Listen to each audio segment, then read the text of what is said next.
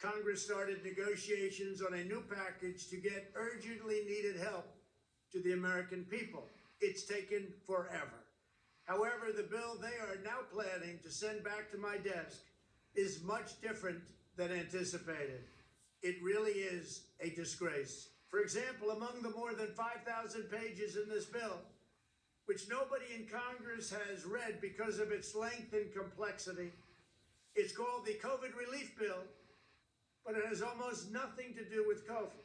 This bill contains $85.5 million for assistance to Cambodia, $134 million to Burma, $1.3 billion for Egypt and the Egyptian military, which will go out and buy almost exclusively Russian military equipment.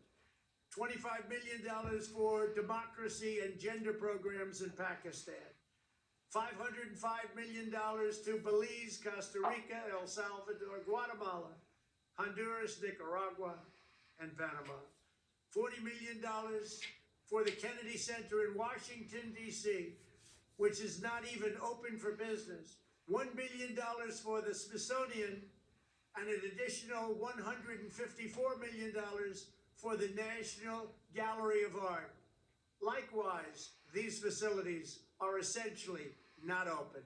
$7 million for reef fish management, $25 million to combat Asian carp, $2.5 million to count the number of amberjack fish in the Gulf of Mexico, a provision to promote the breeding of fish in federal hatcheries, $3 million in poultry production technology, $2 million to research the impact of down trees, $566 million for construction projects at the FBI.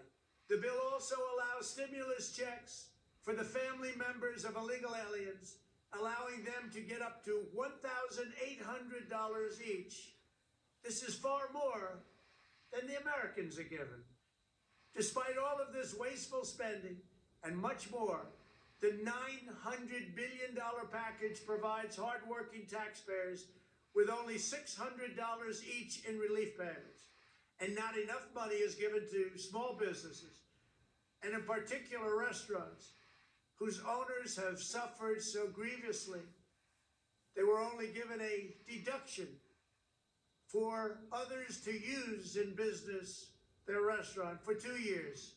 This 2-year period must be withdrawn, which will allow the owners to obtain financing and get their restaurants back in condition. Congress can terminate it at a much later date, but 2 years is not acceptable. It's not enough.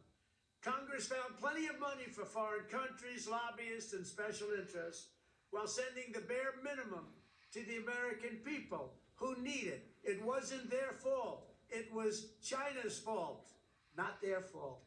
I am asking Congress to amend this bill and increase the ridiculously low $600 to $2,000 or $4,000 for a couple.